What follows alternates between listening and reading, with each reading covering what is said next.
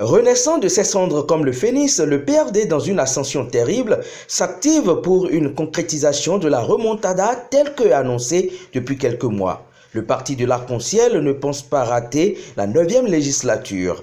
Sur le terrain, au sein des structures verticales et horizontales du parti, ça bouge sérieusement. Dans un langage de vérité, François Arnonsou, coordonnateur PRD de la 19e circonscription électorale, parle de l'engagement du parti à concrétiser cette remontada. Vous savez, nous faisons régulièrement notre université de vacances en septembre et nous venons de sortir de notre congrès ordinaire, le 5e, en mi-décembre 2021.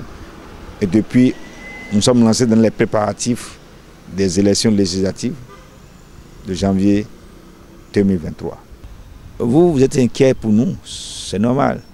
Mais nous, le PRD a ces structures verticales et structures horizontales qui sont toujours là, dynamiques, renouvelées, retoffées sur toute l'étendue du territoire. Et le dernier congrès nous a permis de mettre sur pied, de faire, d'élire des coordonnateurs des circonscriptions électorales dont j'en suis un, coordonnateur de la 19e circonscription électorale, pour que nous puissions avoir un cadre de concertation des sections d'arrondissement, de communes, pour que nous puissions se retrouver régulièrement dans notre circonscription électorale pour faire face à tout ce qu'il faut pour conquérir nos électeurs afin de retourner à l'Assemblée nationale en janvier 2023. C'est tout le souhait dans un concert d'ensemble parce que le PRD est de la mouvance présidentielle. Donc nous ne faisons pas des actions isolées sans se concerter avec les autres. Nous irons vers les électeurs. Nous avons, nous, au PRD, nous avons des militants. C'est ça d'abord un parti politique. Un parti politique, c'est d'abord des militants qui sont des électeurs sûrs du parti. Ces militantes et militants du PRD vont faire campagne pour que ceux qui sont électeurs puissent se joindre à eux, même s'ils ne sont pas militants. Il y a des sympathisants du PRD. Il y a des gens qui sont électeurs, qui ne sont pas militants, mais qui sont convaincus des idéaux du Parti de Renouveau démocratique. Donc comptez sur nous. N'ayez aucune crainte quant aux 10% dont vous êtes frileux, mais nous on est sûrs de se retrouver avec au-delà des 10% pour que nous puissions figurer parmi les partis politiques qui vont se retrouver en janvier-février 2023 au Palais des gouverneurs à Porto Novo.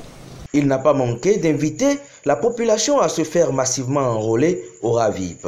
Je dois vous dire, insister, que tout le monde est appelé à aller consulter la liste qui est sortie, arrondissement par arrondissement, quartier par quartier, pour pouvoir savoir si vous êtes sur la liste. Cela exige de vous d'aller compléter les données qui manquent pour que vous puissiez figurer sur la liste électorale informatisée et avant même ça, que vous puissiez facilement avoir votre inscription à l'état civil, pouvoir faire les papiers administratifs. C'est un recensement administratif.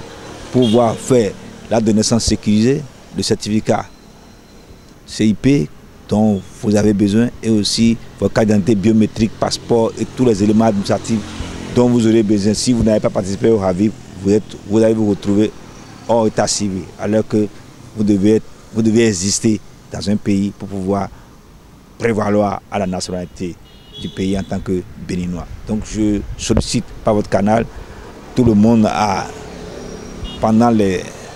jusqu'au 16 avril. Il est très important que chacun puisse vérifier et se conformer à surtout figurer dans le RAVIP, dans ce recensement et apparaître dans la liste, sur la liste électorale informatisée. C'est très important pour nous, pour chacun de nous.